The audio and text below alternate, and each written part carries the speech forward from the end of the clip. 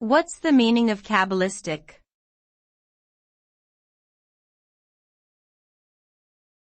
Cabbalistic.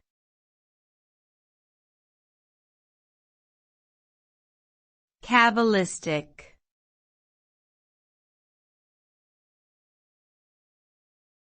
Cabbalistic.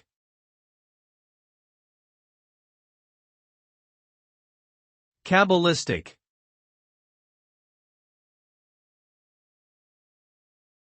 The term Kabbalistic refers to something related to or in accordance with the mystical teachings and practices of the Jewish Kabbalah.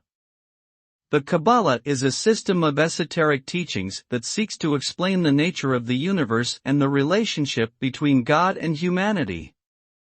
Kabbalistic teachings are characterized by their use of symbolic language, numerology, and meditation practices to explore the mysteries of the divine. The result of engaging with Kabbalistic teachings can be a deepened understanding of spiritual truths and a heightened sense of connection with the divine.